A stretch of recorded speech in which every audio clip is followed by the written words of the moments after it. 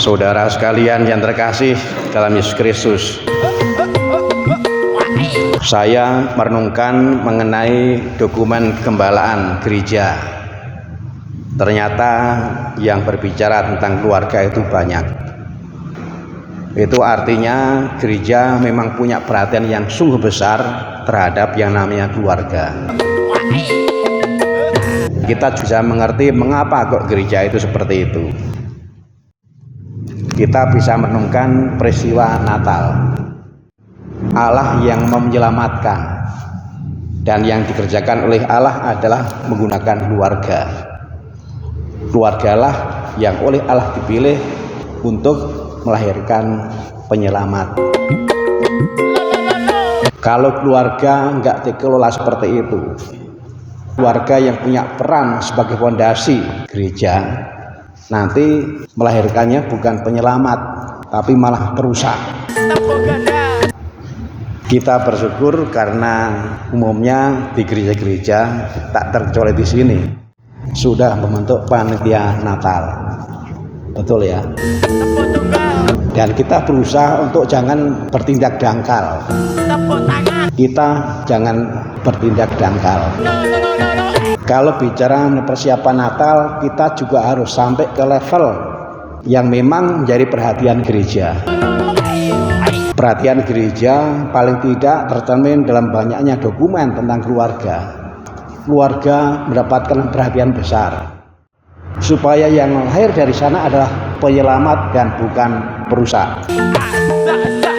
Maka kalau bicara mengenai persiapan Natal, mudah-mudahan kita juga mendapat inspirasi. Kita harus mendalam. Kita harus sampai di tingkat bagaimana kita mempersiapkan supaya keluarga yang sudah baik-baik makin baik, yang kurang baik menjadi baik. Kita harus memastikan ke sana. Injil tadi berbicara mengenai pentingnya membaca tanda-tanda zaman. Dokumen-dokumen gereja itu sebenarnya kalau kita renungkan itu hasil membaca tanda-tanda zaman. Ini diperlukan. Dan sekarang ini yang juga diperlukan kalau kita membaca tanda-tanda zaman adalah bagaimana yang namanya kegiatan itu landasannya jelas. Jelas sesuai dengan kegembalaan gereja.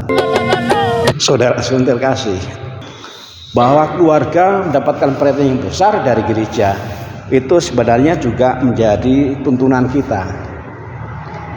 Bagaimana kita itu dalam berkegiatan apapun ujungnya ke sana, membantu supaya keluarga yang sudah baik makin baik, yang kurang baik menjadi baik, supaya keluarga melahirkan penyelamat dan bukan perusak.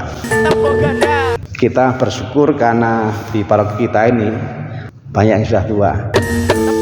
Saya merenungkan dokumen gereja.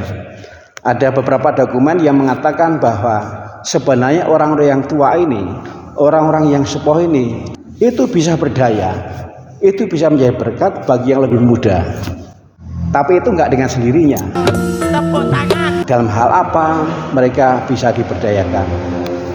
Tentu saja yang paling gampang adalah dalam hal menjadi contoh, dalam hal menjadi teladan. Kalau yang tua-tua, yang sepuh-sepuh bisa menjadi contoh, bisa menjadi teladan, lebih dari sekedar nasihat. Kalau kita membuka dokumen kegembalaan gereja, pewartaan pendidikan, nomor satu harus dengan contoh, nomor satu harus dengan teladan. Dan keluarga-keluarga sekarang itu banyak yang membutuhkan itu.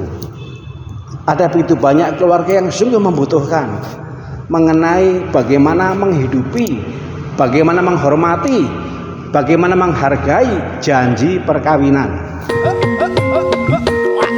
Sayang sekali bahwa alat komunikasi entah yang sifatnya japri maupun grup itu jarang digunakan untuk mengangkat soal ini. Padahal makin hari makin terasa ini masalah serius. Ini masalah yang termasuk mendesak untuk diangkat. Bagaimana janji perkawinan itu dihormati, bagaimana janji perkawinan itu dihargai, bagaimana janji perkawinan itu dihidupi. Hanya dengan cara seperti itu, maka yang namanya berkeluarga bisa menjadi sumber sukacita. Saudara terkasih, inilah tantangan. Saya percaya ini bukan kebetulan. Saya percaya ini rencana Tuhan, bahwa di paroki kita ini ada begitu banyak orang yang sepuh.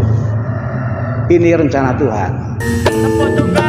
Mengapa seperti itu? Karena di paroki kita ini juga memang sungguh dibutuhkan, bahkan banyak dibutuhkan sosok-sosok yang bisa menjadi teladan di dalam menghormati, menghargai, menghayati janji perkawinan. Entah perkawinannya sendiri maupun perkawinannya orang lain. Kalau suami istri sudah tidak satu rumah, keduanya masih hidup, itu bukan berarti sudah bercerai. Itu harus kita ingat. Kalau suami istri tidak satu rumah, belum tentu perkawinannya sudah berhenti, belum tentu. Maka meskipun orang itu sudah nggak satu rumah, bisa jadi secara gerejawi masih punya ikatan perkawinan. Orang semacam ini perlu dibantu, bukan malah memancing ikan di kolam yang keruh. Justru yang seperti ini diselamatkan. Jangan sampai sudah kena masalah malah tambah masalah lagi. Jadi kalau gereja, kalau kitab suci mengamanatkan kepada kita membaca tanda-tanda zaman, ini harus dilihat.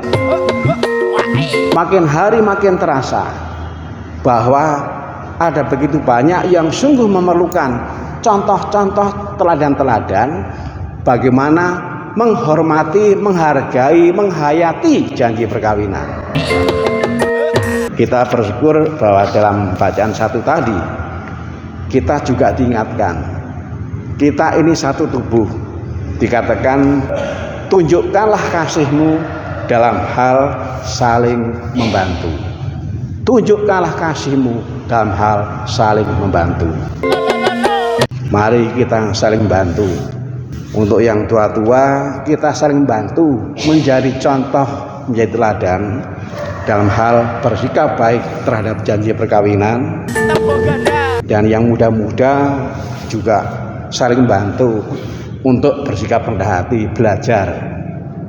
Mudah-mudahan nanti yang muda-muda juga enggak sulit belajar dari orang-orang yang lebih tua yang memang bisa menjadi contoh. Kalau kita punya sikap rendah hati, bukan hal yang sulit.